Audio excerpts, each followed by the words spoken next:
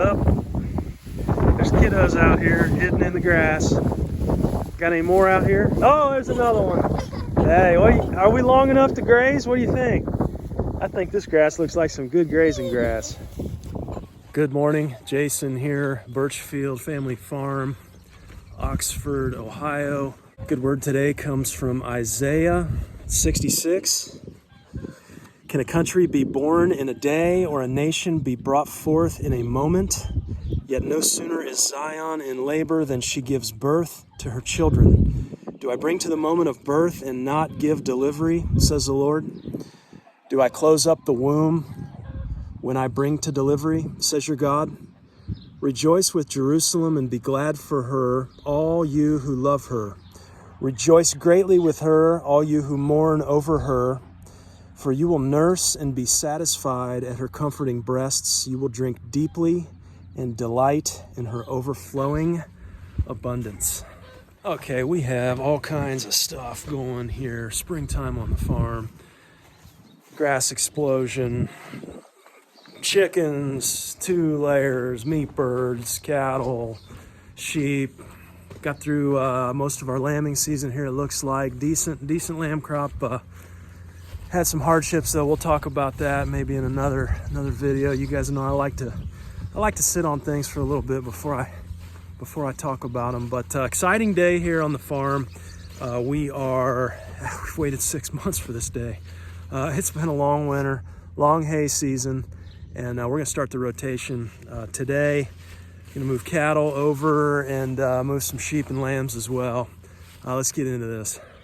Okay, update on the chicks. These are the chicks that we hatched, but this is what we do on our garden here. At the beginning of the season, move that tractor, right? We kept sheep on the garden over the winter, put that hay down, let them manure that hay, leave some residual, and then we bring the chickens out, start down there, and run this tractor every day, moving it to another spot. Put out a little old hay in there with the chicks as well. They're gonna harrow this ground, they're gonna break up that hay, and then as soon as we get over enough, we lay a section of black plastic. And we just keep coming behind them with this plastic. It's a no-till system, and you can see just this. I mean, look at this thatch layer we leave behind. I mean, just incredible. And so that black plastic will go right over this. You know, let's look at some of this that we've missed here. Look at that soil. That's that thatch layer. You know, when it breaks down, just manured on and harrowed up here. Works well for us. Ev's going in. She's gonna put a little grain down for them. These are those, 60 or so that we hatched. These will be replacement layers for the pasture. Okay, checking in on meat birds here. Everybody's looking great.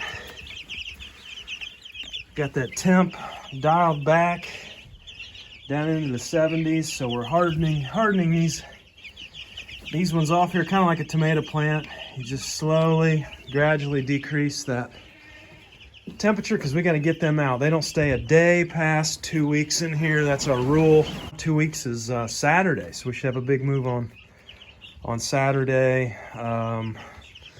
Lots to do there. That'll mean pulling that chicken tractor off of the garden.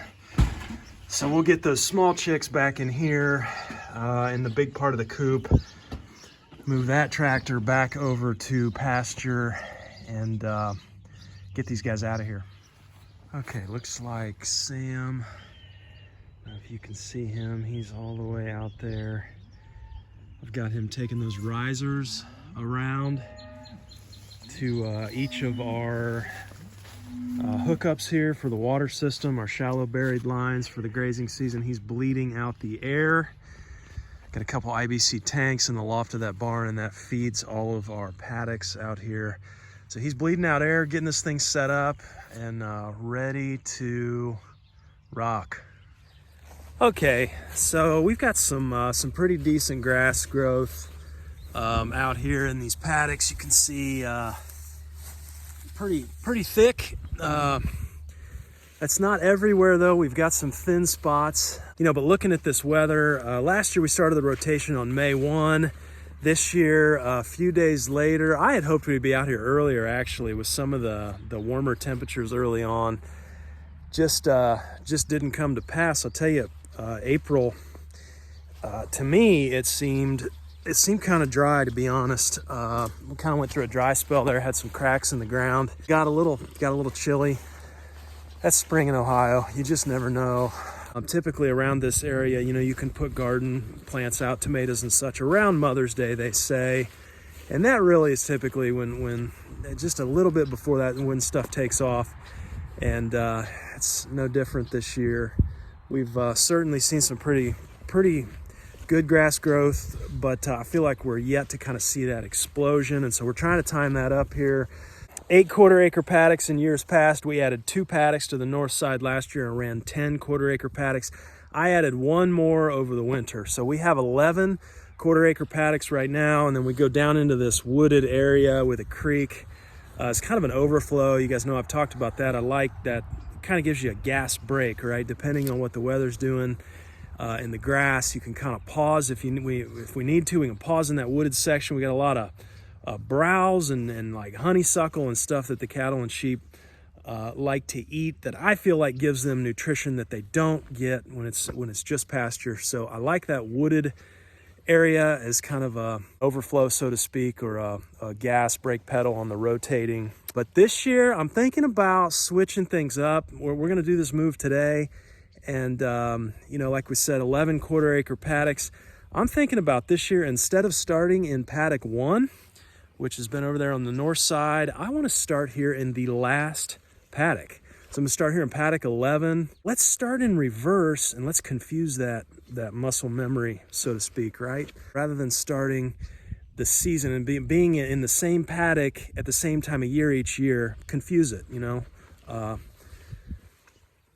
change it up. And so let's do that. I'm out here in the old paddock 8, new paddock 11, whatever you want to call it, the last one. And I'm looking at this. Something really interesting here I want to talk about. Paddock 11 and paddock 1 are my 2 paddocks that just have never done as well. And, you know, looking at this, it's really kind of becoming apparent to me as to why. This is really, really curious to me. Look out here in this section. You can see this grass. There's just not a whole lot here. I mean, there's some scraggly dandelions. You know, those dandelions can indicate compaction. They could also be indicating calcium deficiency. I would probably lean more towards the calcium deficiency, just because calcium plays a role in that tetany that we dealt with. So these dandelions are bringing up that calcium, trying to resolve that deficiency here. So we want to let them do their thing. But look at this. Look at this area of the pasture, how low and just kind of how weak this is. And they come up in here and look at this, how this really takes off up in here. I mean, this is, you know, what, 6-7 times as high as that over there. And it's becoming apparent to me as to why. And this is just, you can't ignore stuff like this. That's our water hookup right there. And we ran our laying hens behind the rotation last year, and our hose running to the laying hen little tractor deal was a short hose. So what's really, really curious to me is we would have had that laying tractor up in here, the tractor for the layers, and then that fence came down, and so those laying chickens would have congregated in this area. And just absolutely fascinating. Matter of fact, look at this this really high tuft here. See it? Not sure if that you can see it on camera, but that's I mean, at least twice as high. And look at this. Look down in here. See there? There's that poultry manure. There's that poultry litter. So this is the exact spot where that tractor sat. Look at that grass. Is that not fascinating? I mean, how do we talk about grass-fed ruminant animals and productivity and not have a conversation about integrating poultry as well? just that poultry litter. Matter of fact, yeah, this is fascinating, right? So you've got the hook up here. Look at this out here. Look how much taller that is. Look out there. There's my hook up there. Look at the grass, right? So each paddock, you know, you can go around and you can see where that tractor, that chicken tractor would have been. And the grass is eons more productive. All right, enough talking here. Let's get these fats on the move.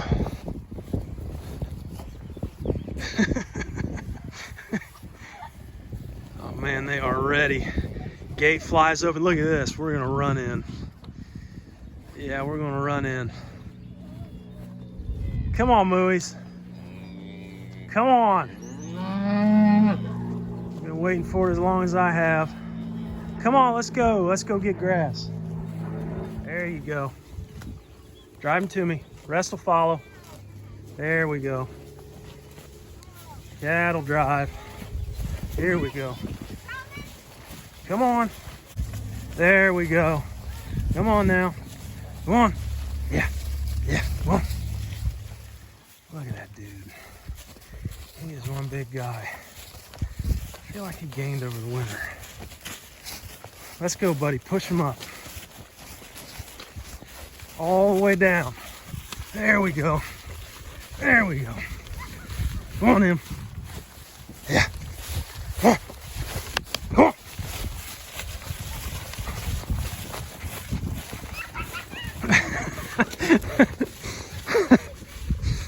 Oh, well, I tell you, if he doesn't want to move, though, he's not moving. Okay, now, here we are again, paddock 8, and let's observe the grazing behavior. Of course, we just got in here, but again, remember, no chickens out here. Chickens were bunched up in here, and look at where our ruminants are going to congregate here and eat. It's in this tall, lush green grass. You know, the actions speak for themselves here. So what's the draw here? You know, why engage in this kind of farming? Why this lifestyle? Why do we? I was just talking to somebody on the comments, I think maybe early on in the week, and I tell you, my draw is just how can we implement these natural systems and see those function even better than conventional? Is that possible? I'm still, you know, I feel like we're doing that, but I'm still asking questions. I probably will always ask questions as long as I'm here. I've always got a question, right? And then an idea, and hey, could we do this? Could we do that? I just think the farm, I was talking to my wife about this last night, the farm is such a hotbed for innovation. And I think it's because it's a place where people reside with convictions, you know, and we don't cave on those convictions. And then it brings hardship. It brings, you know, problems. It brings failure even. But then when we stay in that place, I believe that's the place where the Lord brings innovation, right? Where he brings ideas, where we make discoveries. And I think that's what really excites me. I do believe we put up some pretty intriguing numbers here. You know, what are we? I would say close to 12, a dozen animal units, maybe 10 to 12 on you know, a rotation of 3.5, 4 acres here. I mean, that's double, triple the conventional stocking rate.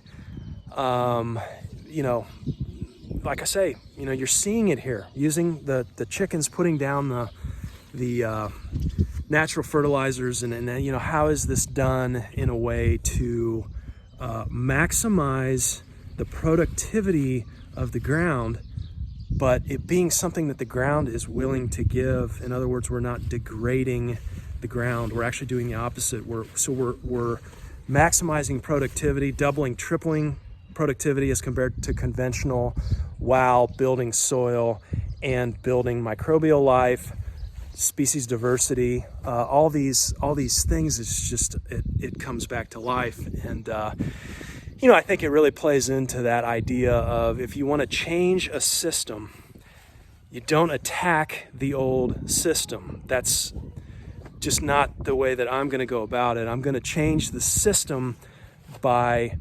reinventing, by creating, by making the old obsolete.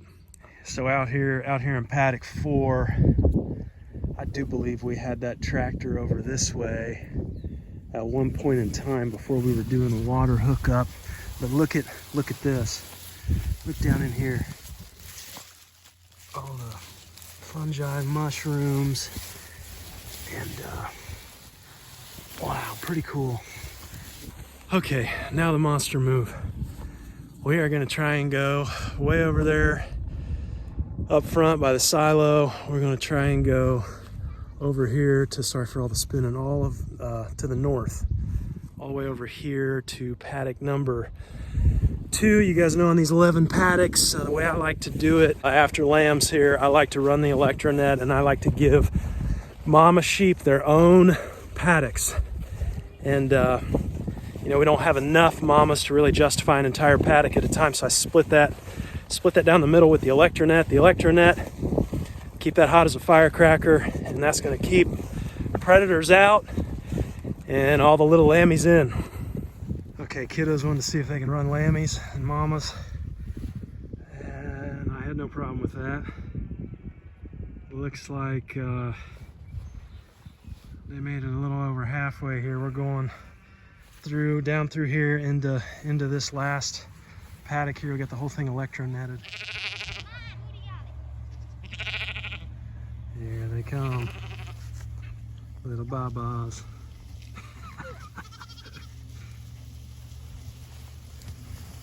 All right, sheeps, you know the way. Oh, look at this grass. This is, again, that's where that coop was. No, I've got the fence off. All right, they're stopping for a snack. Look at them, they know where to go. Hey, nice job, guys. Really? All right, looking good. Now look at these guys getting all excited over here. Hey, hey ladies, what's going on? I haven't seen you in a while. Oh yeah. Oh, it's so nice to have them out here.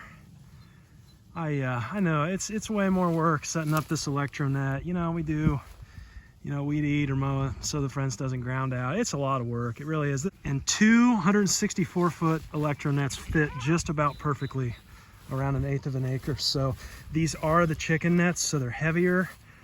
I said all last season we were gonna make some kind of a holder, like a hand cart or something to, you know, we still haven't done that. We'll use these for the chickens, but you know, it's just this first rotation primarily. I like this stuff up.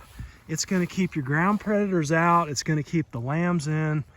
Only thing, you gotta keep this stuff hot as a firecracker, or the lambs will get tangled in it. That's happened to us before.